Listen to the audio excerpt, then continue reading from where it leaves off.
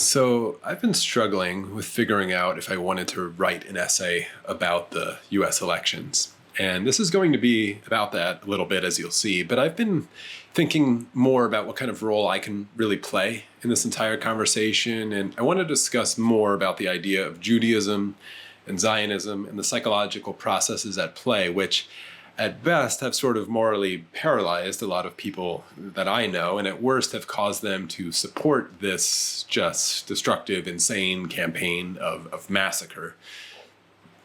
I'm going to be talking a lot about friends and family in this essay and my personal experience, but of course, I'm not going to use any names, and there's no insult at all or harm intended. I love all of the people that I'm going to be talking about very much, which really is actually a huge part of the issue.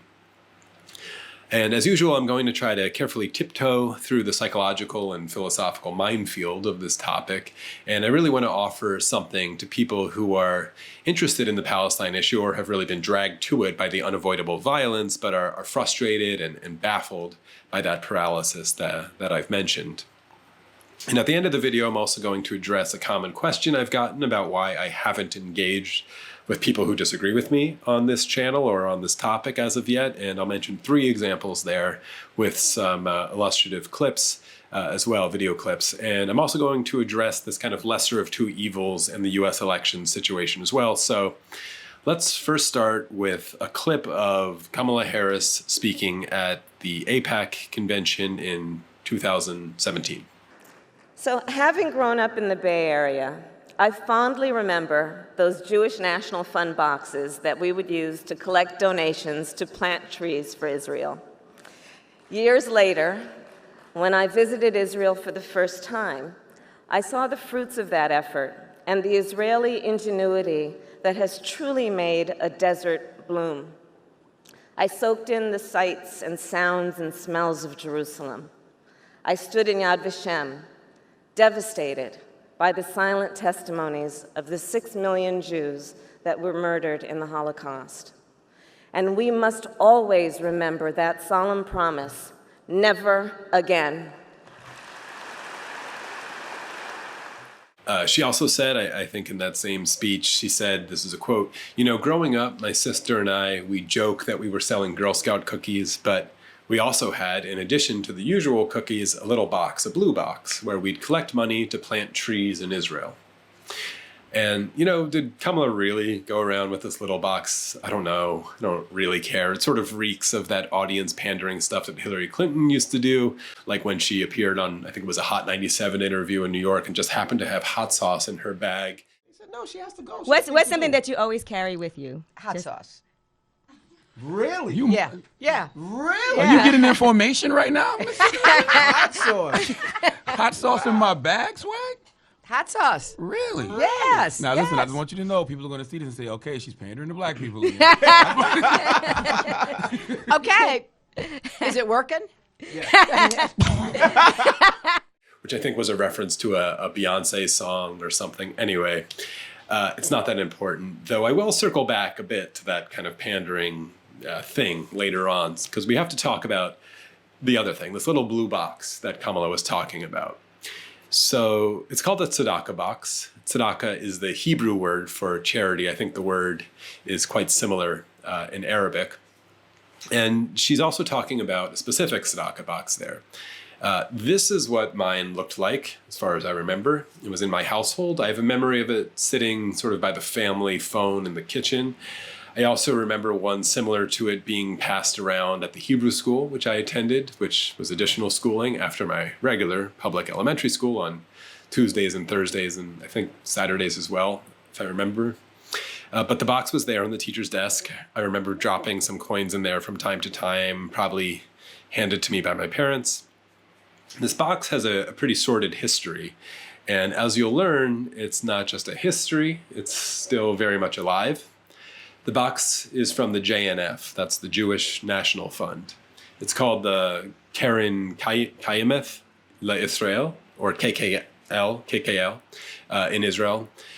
The little blue box money goes to plant trees in Israel, and as you heard Kamala say, make the desert bloom.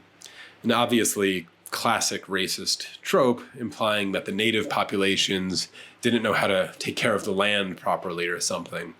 By the way, this practice of having children do this kind of thing is not unique to Zionism, of course. Children collecting funds and little coin drives like this was popular during the British slave trade, with charities raising money for missionary and civilizing drives. Catholic missions during the brutal Belgian rule over Congo did something similar, as well as during the French colonial rule. So a lot has been said about these trees that get planted in Israel, but I'm going to read a little passage from a really excellent book by James Crawford called The Edge of the Plain, which is really an interesting collection of his essays about borders generally. It's not just all about Israel-Palestine. And I'm going to read from a chapter that he did write about Palestine. I'm going to read about 2 pages here. This comes in the middle of a conversation that the author James Crawford was having with a man named Baha. So that's just a reference to a Palestinian man. Jewish nationalists have always viewed Palestine as a land without people for people without land. But to say Palestine is a land without people, you have to erase 10,000 years of human history. For Baha, Europe and the European mindset was to blame. What's happening here comes from Europe, this is Baha speaking. It's settler colonialism. The ideology that rules over Palestine is a European ideology. That's why when you landed in Tel Aviv, it felt like you were in Europe. You didn't feel like you were in the Middle East, right? It's Europe and the Middle East. They called it Switzerland of the Middle East. What do we have in common with Switzerland? He paused, fixed me a look. Pine trees. Here, even the trees have been politicized, given a role to play in defining and claiming the land. According to the Applied Research Institute of Jerusalem, more than 800,000 indigenous olive trees have been uprooted by Israeli authorities and settlers since 1967. At the same time, organizations like the Jewish National Fund, the JNF, which was established in 1901 to buy and develop land exclusively for the benefit of the Jewish people, has planted in excess of 250 million pine trees. Pine trees are not native, Baha said. Their needles are acidic. They destroy the soil. I have no idea if Israeli environmentalists or Israelis in general care about the destructive impact of pine trees. They just wanted something that grows fast and changes the landscape. I thought of the Palestinian writer and lawyer Raha Shehida, who has chronicled with mournful eloquence the physical transformation of this land, a land that he has known his whole life. In his book, Palestinian Walks, he describes 7 journeys made on foot across the hills and wadis, taken over the years between 1978 and 2007. In 2.5 decades, he writes, one of the world's treasures, this biblical landscape that would have seemed familiar to a contemporary of Christ, was being changed, in some parts beyond recognition. On the subject of pine trees, one particular passage by Shehida had stuck with me. All it took was for one tree to establish roots. Then, when it seeded, its cones would open, spreading seeds from terrace to terrace, multiplying the pines at the expense of those trees that had been there long before. They grew tall and large, forcefully claiming the land where they struck root. Like the olive trees, their roots remained close to the surface, knotted and smooth like knuckles, scrambling for the same piece of ground, making it hard for them to coexist. Scrambling for the same ground, hard to coexist. Are the trees a metaphor? I asked Baha. He was silent for a moment, giving me another one of his looks. No, he said. They're actual trees. I think there's no metaphors here. Since 2001, Baha has been a coordinator of the Olive Tree Campaign, which invites visitors to work with Palestinian farmers on their olive harvests, and which has, over the past 2 decades, overseen the planting of some 90,000 new olive trees, sponsored by donations from individuals and organizations across the world. Yet, it's an effort that is dwarfed by the activities of the JNF over the same period. In 2010, the multi-million-pound greening of the Negev desert began, including a planting of 1 million pine trees to create the God TV forest, named after its sponsor, an evangelical Christian television channel whose owners Rory and Wendy Alec have said that God himself told them to plant the trees to prepare the land for the return of Jesus. In the process, the Bedouin desert village of Al-Araqib was completely leveled, its houses demolished, its population expelled. The JNF, however, claimed that they were redeeming a dead landscape, pioneering afforestation technologies in a harsh environment, which they can then export to countries where farming has the potential to prevent starvation. I could see why Baha was resistant to metaphors. Trees have become physical actors, surrogates for real people, and they have been given a significant role in the perpetual battle for territory. Recent research has found that some 86 villages evacuated in 1948 now lie beneath JNF forests. It's a process that the Israeli historian Ian Pape has called memoricide, turning lived landscapes into pristine nature and wilderness, erasing or hiding the physical traces of Palestinian history beneath a kind of artificial forest canopy. So, yeah, the trees planted are really, shall we say, problematic. I don't really want to talk about that aspect of it in this video. I want to instead shift the focus to the really insidious nature of this kind of practice. Because what could feel more innocent and pure and harmless and safe than saving a few pennies and putting them in a box that was going to plant a happy little tree? This good deed is targeted at children. And like I said, this is not some kind of ancient practice or something. The practice of a synagogue gifting a bar or bar mitzvah, that's a young adult, with a gift donation of a tree planted in Israel in their name is still incredibly common. It was actually part of the ceremony at my cousin's daughter's bat mitzvah just this past weekend. I was not in attendance, which is probably a story for a private video, but I'm going to mention a few more details from this kind of thing because, again, I'll remind the viewer that it really has been a personal mission of mine since I was maybe 12 years old to help rip Zionism away from Judaism, because it was clear to me even then that it was going to strangle it to death, and obviously could bring a lot of the world down with it. And a practice like this little blue box is such a perfect example of the deadly intertwining of these things. I also realized that my audience might contain a lot of people who aren't Jewish or aren't familiar with what these practices are in general. So the quick answer of what a bar or bat mitzvah is that it's a kind of rite of passage in the community. When the child, it's bar for a boy and bat for a girl, when they turn 13, they earn the right to read from the Torah, that's the Hebrew Bible, the Old Testament, in front of the congregation. And so that's what they do. They read a passage in the synagogue during a service, and it's supposed to be a special moment of sort of entering a kind of responsibility to the community. I had a bar mitzvah. I don't remember which passage I read exactly. The vast majority of American Jews learn how to pronounce the characters of the Hebrew alphabet, but have no idea what the words mean.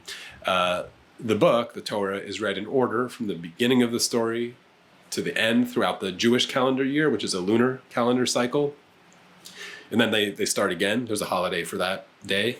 So depending on when your birthday is, you can figure out which paragraphs in the book you'll be tasked to read. Anyway, I think as the kind of religious devotions to maybe the metaphysical claims of God or miracles or, whatever those are, might start to wane in importance, the whole thing, at least in my experience, has kind of morphed into a bit of a glorified birthday party with a religious ceremony at its heart.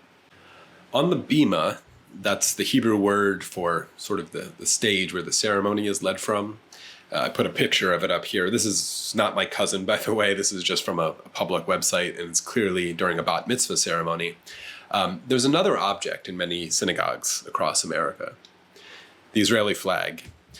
I did a little research, and the estimates are something like 50 to 60% of American synagogues have an Israeli flag right there next to the holy books on stage.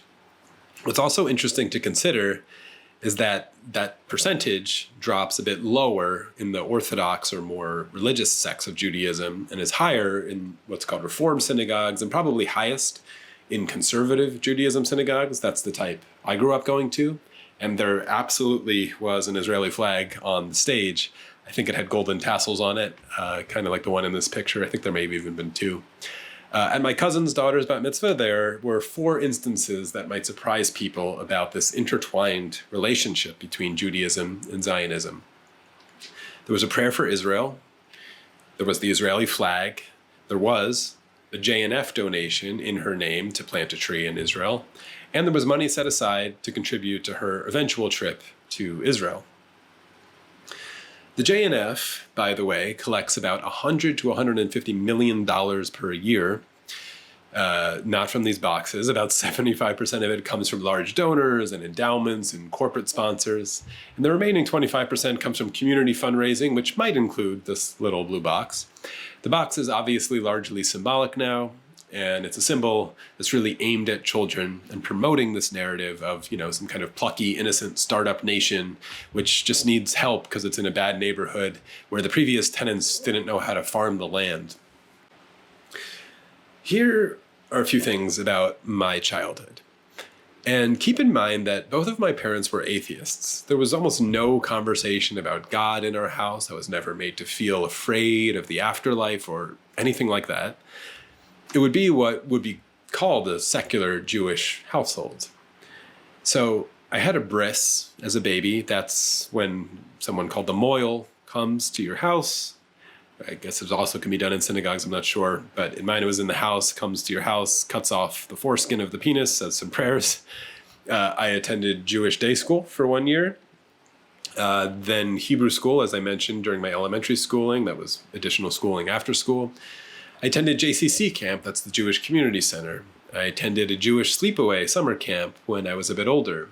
I was a counselor at the JCC day camp a bit later. I was part of BBYO, that's the B'nai B'rith Youth Organization. It's sort of like a high school fraternity for boys. AZA is the name for the boys section. There's also a girls section as well. I held a position in that local fraternity to help organize community service events.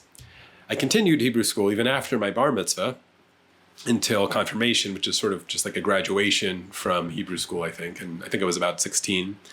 And then finally, when it was time for me to go to Israel for a summer, I put my foot down and refused to go. And I ended up asking my parents if I could use the money they had set aside to go somewhere else. And to their eternal credit, they let me. I've been fighting with them on this topic since I was old enough to question them about Israel.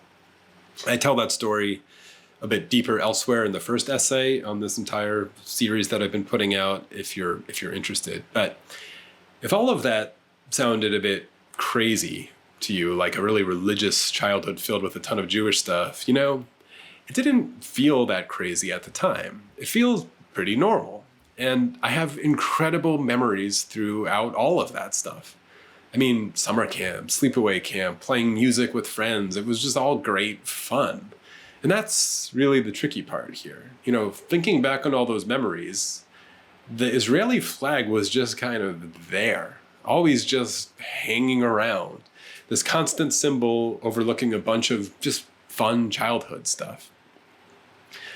And I bet if you have some Jewish friends in your networks or social media networks that are now taking stances that are driving you a little crazy or just remaining frustratingly silent or very nuanced and neutral about the complexities of the whole situation, I bet they have pretty similar stories to mine. And it's quite possible that they are now trying to replicate much of that stuff for their own children. Because like I said, it all seemed really lovely and harmless at the time, and who doesn't want to give their children happiness?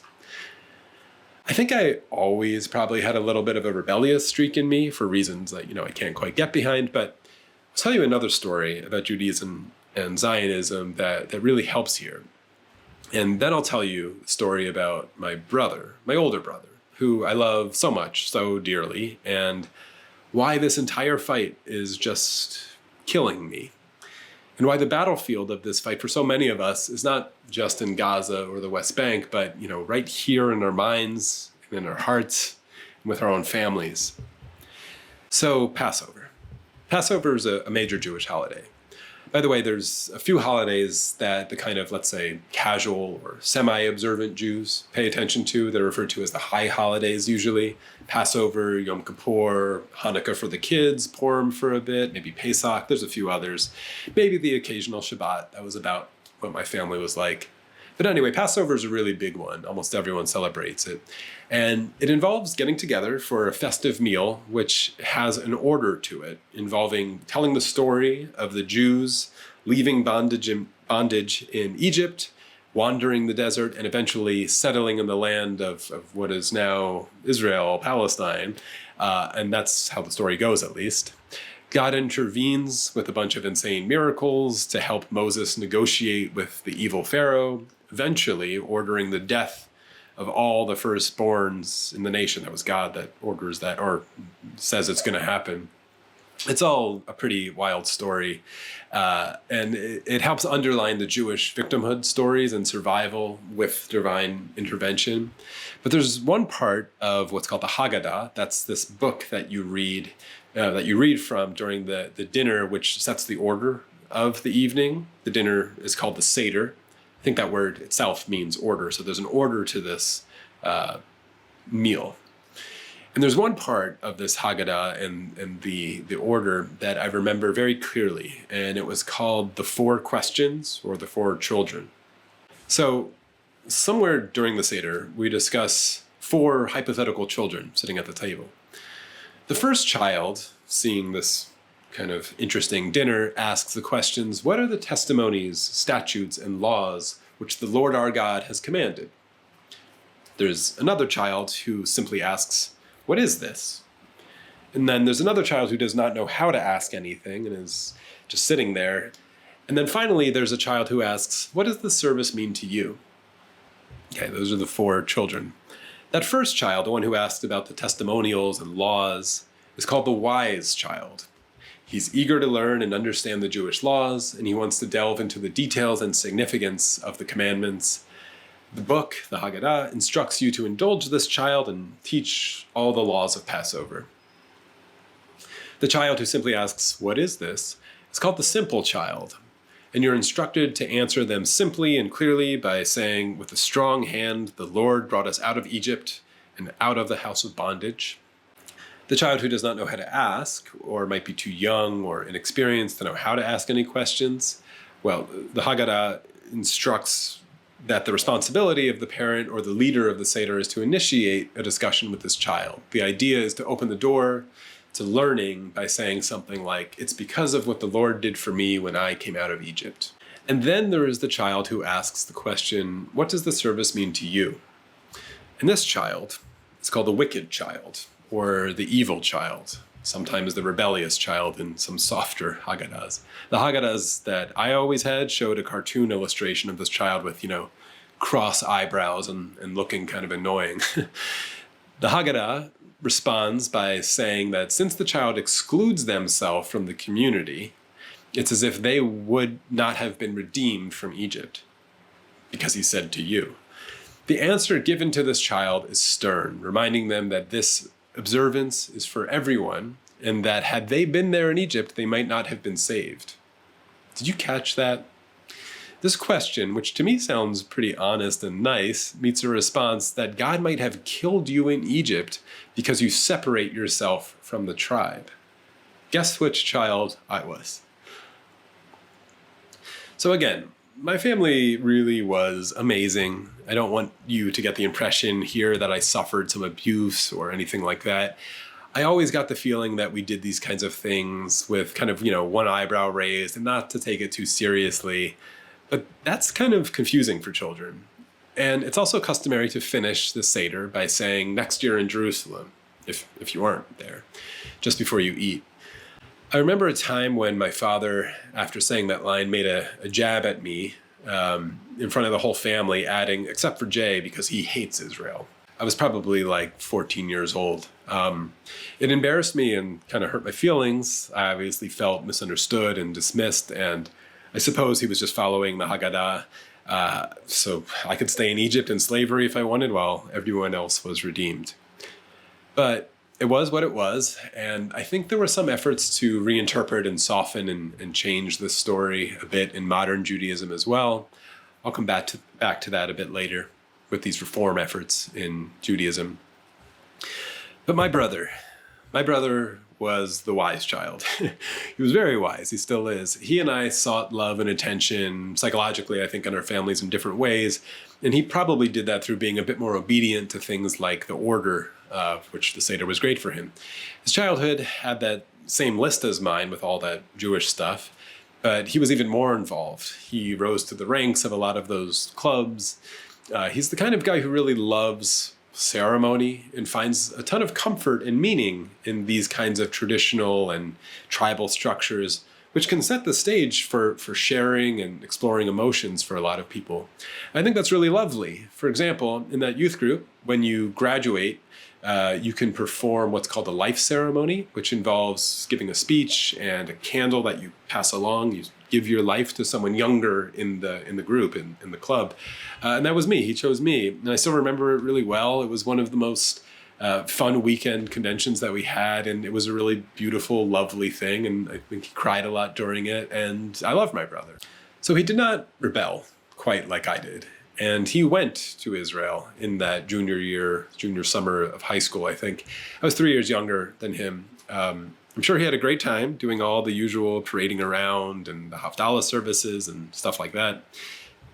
I'm sure they kept the histories and the Palestinian strife pretty distant from his experience.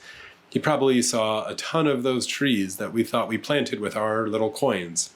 And when he came back, he brought a bunch of gifts, and he handed me a t-shirt. It was green with gold writing on it. It was an IDF t-shirt. And, that gift, like most gifts, was an act of love, I'm sure. He wasn't trying to rub anything in my face or even make a political statement. He was just thinking he could pick up a cool t-shirt for his younger brother. And that's really the insidious part of this whole thing. And insidious is really the only word I can think of. The insidious part of this whole process, and it's just why it's so emotionally difficult for people. These ideologies, and in this case, a colonialist political project, actually hijack some of the most simple and beautiful and lovely aspects of desire for human relations and connections. I'm pretty furious about that part of it. My brother didn't deserve that. Neither does the kid in this photo or any of them.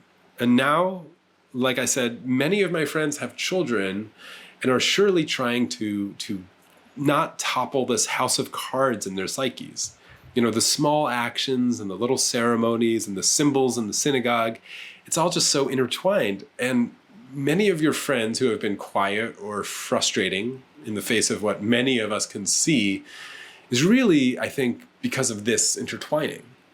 And of course, the intentional blurring of the lines is the force field that has to be just shattered. It's causing massive confusion with people still clinging to this insane idea that anti-Zionism is anti-Semitism. And as I've written about before, it's going to actually kill Judaism itself if it's not urgently addressed. And for a tiny bit of hope, while researching this topic, I did come across at least this one little article where there was discussion about the flags and the synagogue, and it was at least discussed. It's a small story from 2017 where a synagogue named Temple Israel in, I think, Dayton, Ohio, was voting on whether to move the flags, that's the Israel and American flag, from the main lobby to the actual main sanctuary. It was a close vote, apparently 46 to 44, to keep them in the lobby rather than put them on the bima and directly in the line of vision for the worshipers. This synagogue, from my quick research, by the way, actually does seem to speak about Zionism in an interesting way. I think the rabbi is from South Africa. As far as I can tell, the flags are still in the lobby and not on the bima. Anyway, it's a problem that the flags are there at all, but here's what I would suggest to really put this idea of Zionism and Judaism to the test. If you are Jewish and maybe have a kid approaching bar mitzvah age, or you even have a friend in this situation, and this topic is just kind of making you feel a bit icky. By the way, I get how outrageous a lot of this language can feel when there's so much absolute horror going on. I get the kind of soft, gentle language I'm using here can feel kind of silly, but just bear with me. If you have someone in that situation, I wonder if you just simply ask the rabbi to make a few tiny adjustments to the service. Perhaps remove the JNF donation thing and the Israel trip donation maybe, and maybe just take the flags away for the service for the time being, just to kind of have a nice, solemn religious ceremony for a 13-year-old kid who's probably really nervous about reading the Hebrew, and then have a party. It really doesn't sound like much to ask. But I'm quite curious how requests like that would go at this point. It's, for me, a quite literal effort to perhaps start unvelcroing the Zionism and Judaism threads. And I think the dummies still insisting that anti-Zionism is anti-Semitism would have a real interesting and hard time trying to figure out exactly what is anti-Semitic about wanting to, remove a symbol of a state from a religious ceremony. And, of course, I know much of the prayers and ethos of the religion itself has become intertwined with the idea of Zionism long before 1897 as well, and really post Second Temple Jerusalem. All of that Judaism would be sort of unrecognizable to a nomadic Judaism of 4,000 or 5,000 years ago, which was all about shunning idol worship, but that's probably a discussion for another video. So, all right, Kamala and her blue box. That's what that stuff is about. And I hope it's illuminating. But let's get to this lesser of two evils thing and just a few thoughts on the US elections. I think it was Gore Vidal who first called it the United States of amnesia. And I'm getting pretty worried about America's memory too. It seems to be getting shorter and shorter and stranger. I mean, I won't rehash the stuff that I'm sure is driving everyone crazy about the media trying to sell Kamala as some kind of new hope and different direction than Biden, as if she's not literally still in the same room, not literally still the vice president, and even today involved in the same conversations as Biden and endorsing them. Yeah, I get that she's younger. Cool. And yes, I did see the Kamala, clip when she got on stage at the DNC and she mentioned the need for Palestinian dignity. Okay, lovely. And of course, I did see the other one when she scolded the protesters. I want to play it. This one. He intends to cut Social Security and Medicare. He intends to surrender our fight against the climate crisis, and he intends to end the Affordable Care Act. You know what? If you want Donald Trump to win, then say that, otherwise I'm speaking.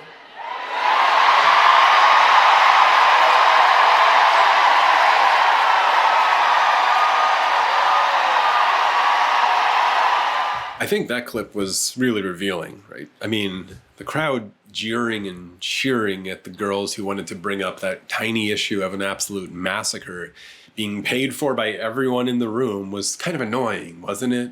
I mean, that scene was really troubling to me. But I do think Kamala kind of swallowed a frog there. I think she knew she kind of looked like a bully. And I do think that's what she ultimately cares about, her looks, her image, and her persona, and her chances of winning.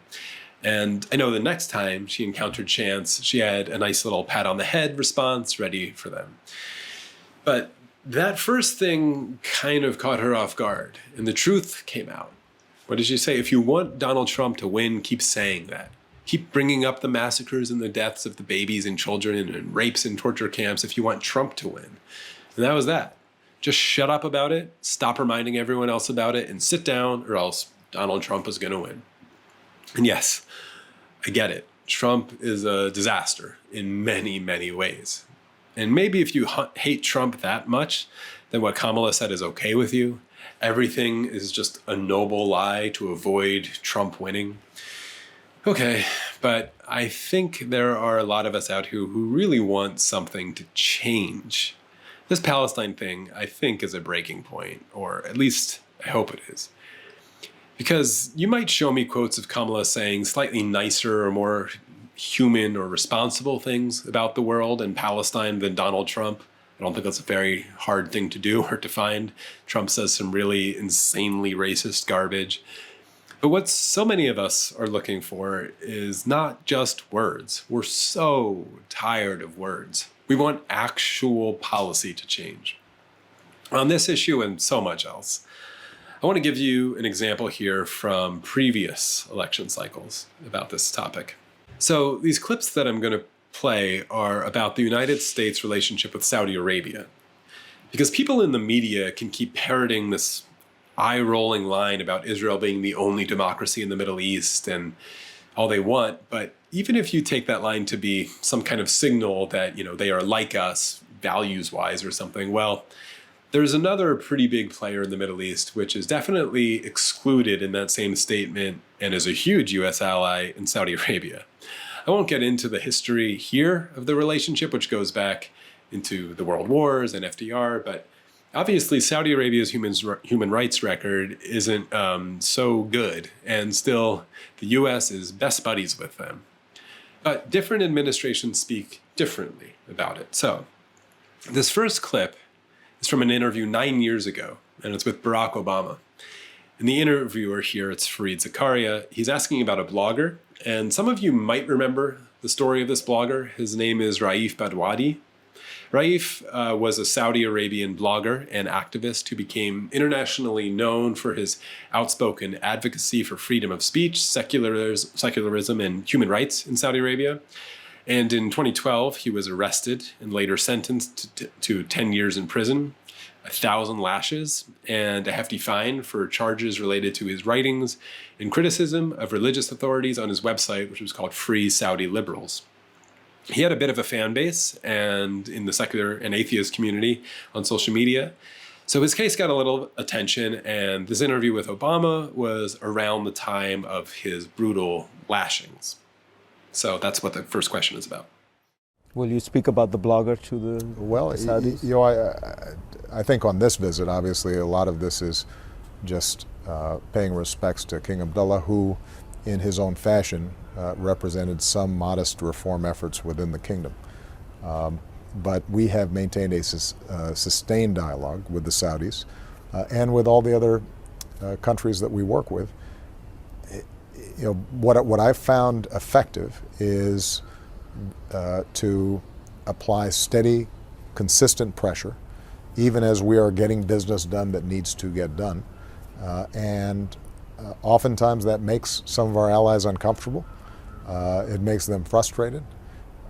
Sometimes we have to balance our need to speak to them about human rights issues with immediate concerns that we have in terms of countering terrorism or dealing with regional stability. But the trend line is one that I will sustain throughout the rest of my presidency, and that is to make an argument to those friends and allies of ours that if they want a society that is going to be able to sustain itself in this age, then they're going to have to change how they do business. So there you go. Barack Obama is eloquent, and he does a little of the dance about balance and the steady, consistent pressure, even as we are getting business done that needs to get done. You know, you get it. And so I want to play the next clip to show some contrast. Let's go to 5 years ago when Donald Trump had recently taken office, and everyone was a little horrified by how he spoke, and there was a lot of attention on this sort of thing. And Jamal Khashoggi had just been murdered. And his case was more well-known than Raif, so you probably know it, but just in case you need a refresher, he was a Saudi journalist and critic of the Saudi government who was murdered on October 2nd, 2018, inside the Saudi consulate in Istanbul.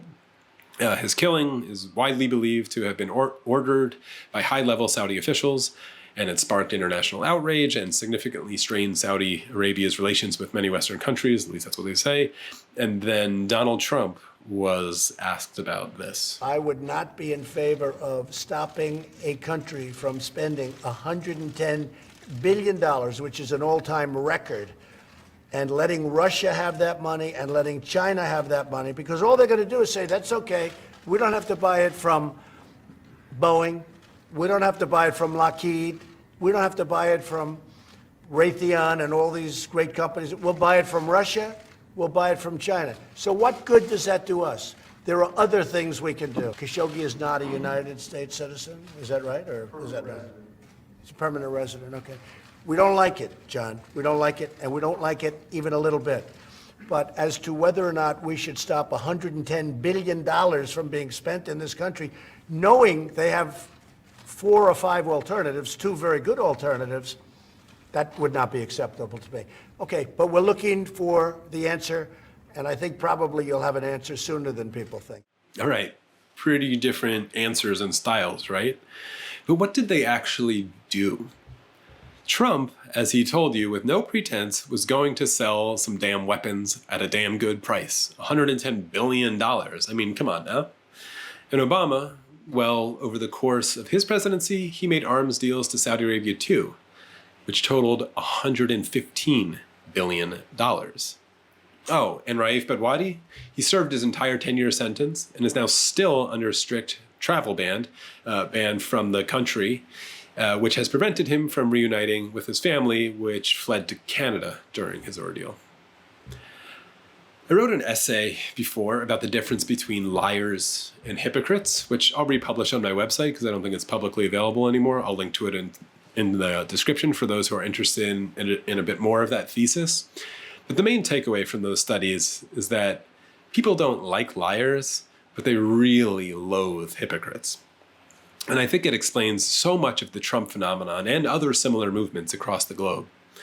And I hardly need to play for you a collection of headlines and interviews from Joe Biden about his tough conversations with Netanyahu, or how Israel's actions are not helpful or constructive, or whatever the language he uses. I think today they're saying he's going to present a take it or leave it final deal, whatever this is. And I can play for you Kamala repeating the same, tisk tisk language as well. But you know what?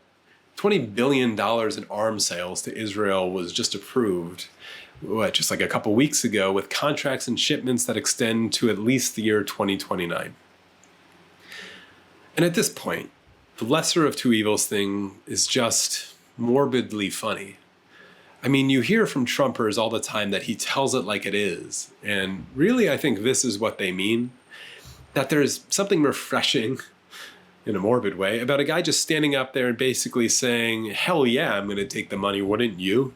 Rather than this eloquent hand-wringing about the, things that are unhelpful or they're not doing enough or whatever the media blurb is that day, while the money keeps flowing and the settlements keep expanding and the drumbeat never stops.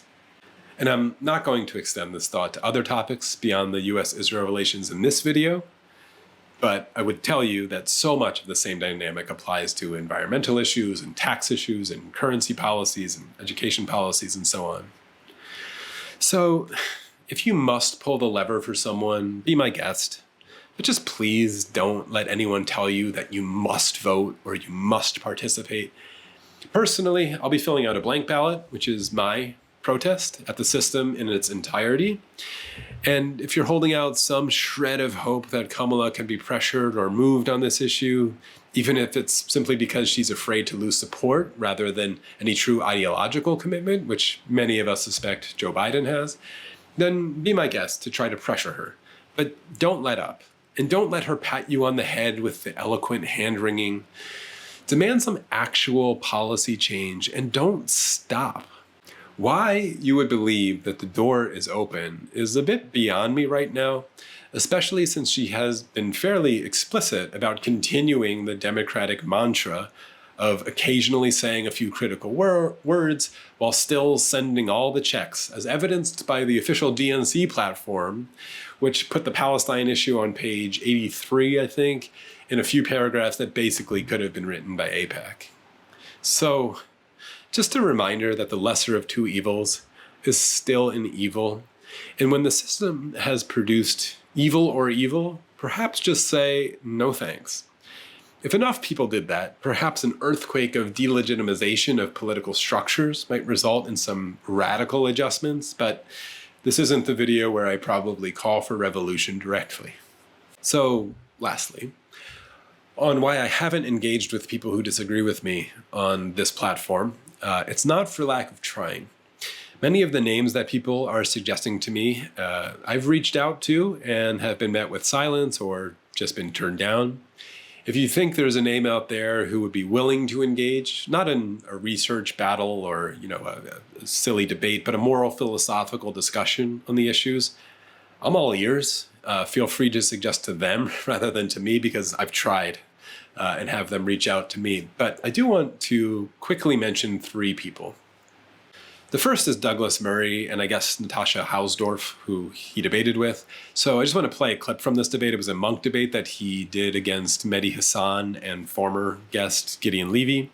I won't subject you to the whole debate. It's pretty ugly stuff. The topic was, is anti-Zionism anti-Semitism? And for those who are familiar with the general conversation, they've likely heard this quote before. But Mehdi Hassan brought up a quote from Lord Balfour in trying to show and make a point that many Zionists themselves were anti-Semitic, including Balfour. And he didn't use the entire quote, and he left off a little bit at the end. And then Natasha responded like this. Natasha Hausdorff will have your rebuttal now. Yeah, thank you. I'd like to use my time to do some fact-checking, but I only have 3 minutes, so we'll see how far I get. But first of all, Balfour. We heard him quoted to you earlier, ladies and gentlemen. Well, let's be clear about that quote and what was changed, or at least misrepresented, because I think this is going to give a really strong indication for what is coming out of the opposition as a whole. We were told he'd referred to Jews as alien and hostile. In fact, that he was therefore an anti-Semite. Well, I'm going to read you out the quote, and you make up your own minds. He said, mitigate the age-long miseries created for Western civilization by the presence in its midst of a body which it too long regarded as alien and even hostile, but which it was equally unable to expel or absorb.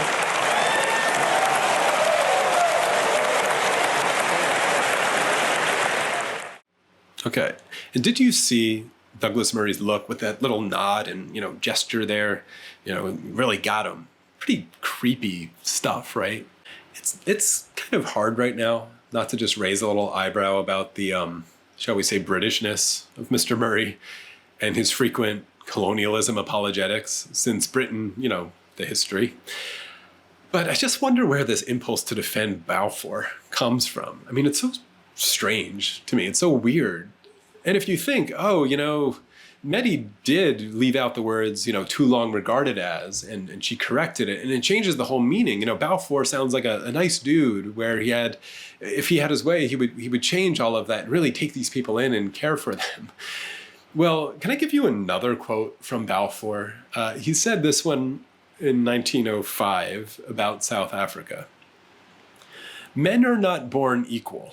The white and black races are not born with equal capacities. They are born with different capacities, which education cannot and will not change. I mean, what an absolutely lovely gentleman this man was. And mind you, I'm not entirely sure how he felt about Jews and racism, but the population that was making up almost the entire population in Palestine when he wrote the Balfour Declaration, they were not white. So just in any case, what's the point of defending him? What's the motivation? Really ask yourself that. What's that cheering in the audience about? It's really some twisted stuff. Anyway, I'm only addressing Mr. Douglas Murray here because people have suggested that I talk to him, and I have interacted with him in the past. He was in the film that I made. I've reached out, but just silence from him, and honestly, I doubt it would be a very enlightening conversation for anyone. I mean, later in that debate, he tried to mock Gideon Levy by explaining how rare his view is in Israel at the moment. For real, Douglas Murray made an argument that because a position is rare, it should be ignored or laughed at or something. Honestly, that kind of thing on a public stage in a better world would be a career-ending piece of stupidity. But instead, he won the debate, meaning that his side got a small percentage increase from the pre-vote, which I suppose for Douglas Murray thinks that he is correct. Anyway, moving on from Mr. Murray. Just pure stupidity, and I would rather not talk about him again. So next, Sam Harris. Now, I've been told I probably focus on him a bit too much still, and yeah, I probably do in this series, but as I explained in the first one, I've worked with him before, directed a film about his collaboration with Maajid Nawaz, and still, and this is why I'm just doing this hopefully one last time, I still get a barrage of emails from his angry or disenchanted fans and listeners asking me, what happened to Sam? And honestly, sorry, but I just ignore most of those emails at this point. But I happened to click on one recently who was a bit miffed and pointed me to a clip from an interview he did with a podcast called Econ Talk, and he had timestamped it for me, and I had the misfortune of clicking on it, and I saw him say this. We know that it's possible from one day to the next as a Jew to discover that your neighbors want to kill you, right? And they want to kill you not because the Nazis came from outside and are forcing them at the point of a bayonet to kill you. No, they want to kill you all of a sudden because they realize it's possible, right? It's that no one's going to hold them accountable for it. And again, that sounds completely paranoid in the context of the life in which I've lived, which I lived prior to October 7th. But when you look at, in Los Angeles, people beating Jews up for trying to enter a synagogue just last week, in the most, in the most densely Jewish neighborhood in the city, the Fairfax area, that's not far from. I mean, that's an explicit historical echo that we should have absolutely no patience for as a society. And as people have pointed out, we already have too much patience for it in the sense that there's no one's talking about it. Okay, this is tough for me to say, but there really are only a few options here to explain this. One is that he genuinely thinks he's telling the truth there, and that this would also imply that he hasn't looked into the incident at all, which really only takes a second or two.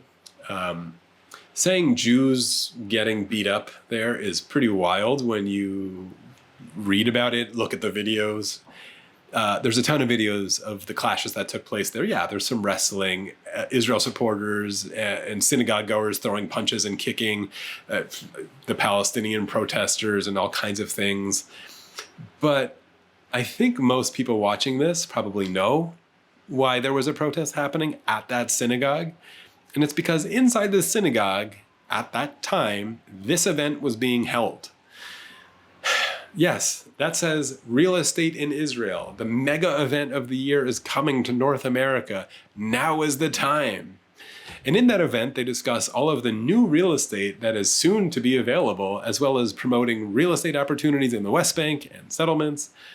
Again, for about the 100th time, I'll remind Sam that he once said that the settlers should be pulled off the settlements by their beards. So perhaps these protesters who showed up at the synagogue maybe were listening to your podcast. But honestly, that's why I think Sam knew he was lying. If not, he owes his audience an apology. I doubt it's forthcoming, but I think he knew he was lying, and it's difficult to say, but it's hard to draw another conclusion. I honestly just recommend to everyone to just walk away from him, just isolate and ignore those kinds of voices which are really dangerous and harmful. And he likes to call everyone else deranged and confused. Let's just leave him there. I regret actually having missed an opportunity in the past to maybe expose or pressure these ideas with him a bit more forcefully.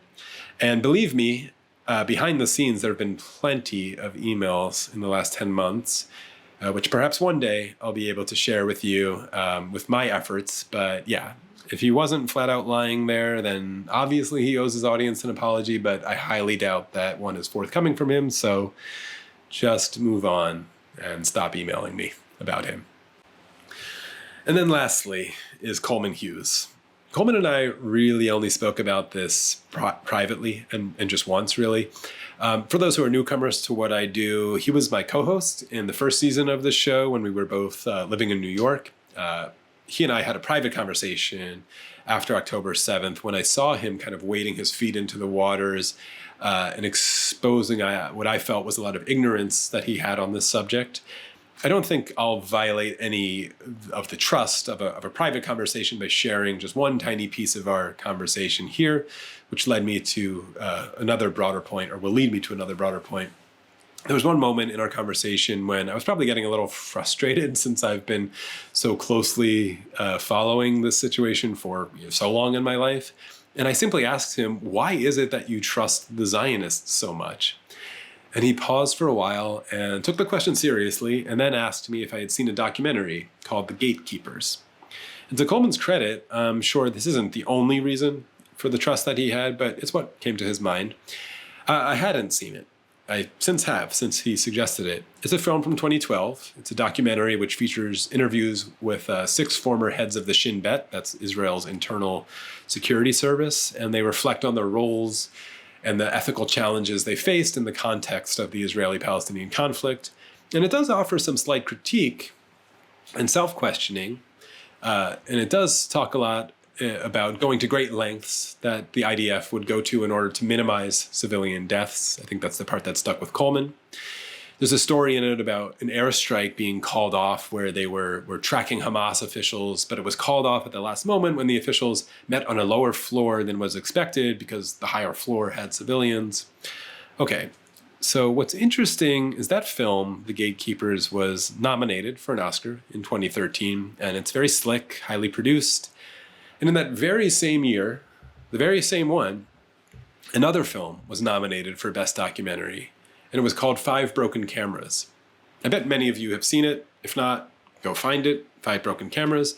It's a documentary that chronicles Palestinian farmer Emad Bernat's nonviolent resistance against the Israeli West Bank barrier, as seen through the lens of his 5 cameras, each of which is destroyed in the process. The film captures the hardships of life under occupation and the personal toll on Bernat's family and his village. It was probably made for like 10 grand at the most. It's 5 handy cams. It's not slick at all. By the way, neither won the award. Searching for Sugar Man did. Also a great film. Nothing to do with this video, but just another recommendation. I bring this up because of the juxtaposition of the presentation of narrative framing. It's something I get pretty angry about. Journalistic integrity and the line between documentary filmmaking and journalism and narrative filmmaking. So look at this frame here and look at this one. Okay, this one here is from Sheryl Sandberg's documentary, and this other one is from Al Jazeera's film called October 7th. One of these two productions is from a filmmaker and a journalist with at least some integrity and experience who seems to honor the gravity, seriousness, and consequences of what they're producing and the art form. And the other is from a woman who is worth $2.2 billion with a background in economics and business, who was mentored by Lawrence Summers, who recruited her to the World Bank before she later joined Google and then Facebook and made her fortune. See if you can spot the difference. I mean, the locations and the setups are quite similar. The interview subject is from the same group, that's Zaka. And let's see how the two handle very similar situations here. As you can see, the body was brutal in different stages. This is a part of the breast. Over here, and over here, and over here. Oh my God. זאת בחורה שהיא הייתה ערומה, הרימו לה חצאית, הייתה עד למעלה והיא בלי תחתונים, פגעו בה. And what is that there? That's one foot, that's the other foot. מכנסיים ותחתונים היו למטה. This is the body with the nail. I want to see the picture. I have the picture of it. Are you able to share the photographic evidence with us? To show you. Yes. Where's my phone? Oh, I'm sorry. I will not put it in front of the camera. No, that's fine. I'll come and look. This is the knife they used. Shot and killed, but... Well, the hair was the woman. But that's the imagery after the bodies had been cleared away. Oh. Yes. This is the baby. This is it. I'm sorry to be graphic here, but I can't see a baby here. You can't see the baby but this is the picture of the mother. Okay. For sure, you know, we didn't think when we were over there, we didn't think to camera everything. We didn't have that. This wasn't in our...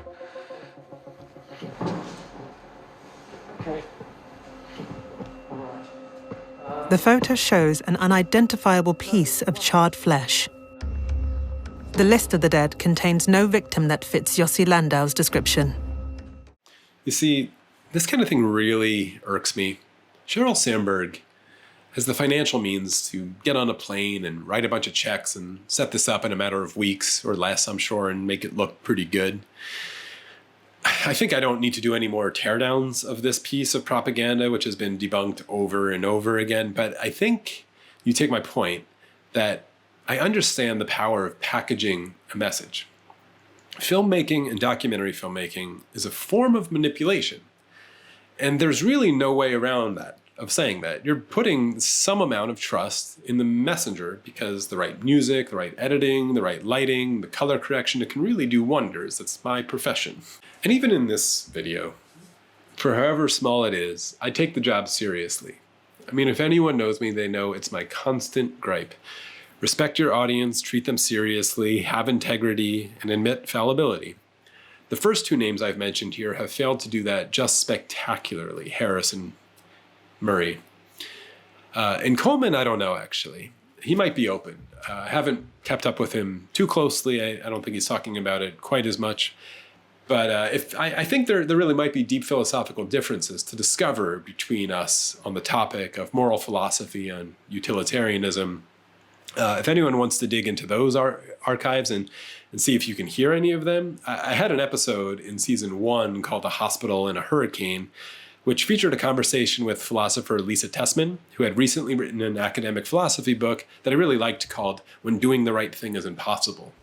Her basic argument is that there really are certain types of situations in which the only possible choices are all wrong, meaning that all possible choices will violate some kind of secularly sacred line of wrongness, which cannot be erased or negated by choosing something that is somehow a little less wrong or something like that. The title of the episode comes from the example that Tessman starts her book with, which was during Hurricane Katrina, where a hospital lost power and was flooding, and the doctor had to literally choose which patients would be saved. It was just a literal lifeboat or triage problem.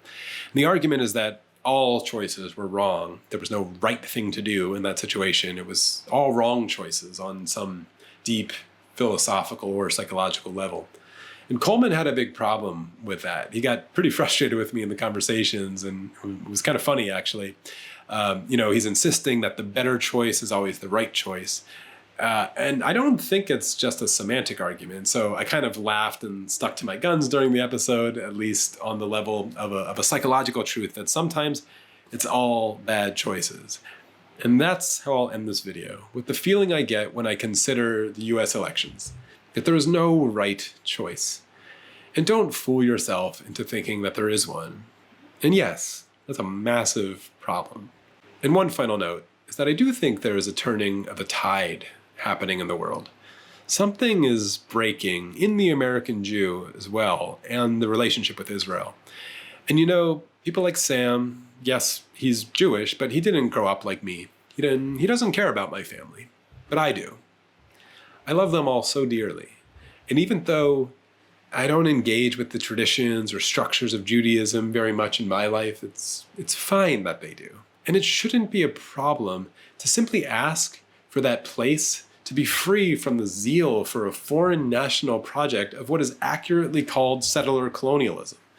Simply asking a synagogue to leave out the little blue box indoctrination and the Israeli flag from the holy podiums, or maybe the direct prayers for the state, really should not be too much.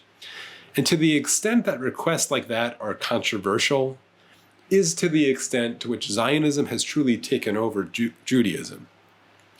I think it would be quite revealing and honestly tremendously impactful in the efforts to get America to stop arming Israel, or in the very least, put heavy conditions on it. But if the Jews out there listening to this think that I'm just being some kind of hater or being unfair, then I have a question for you.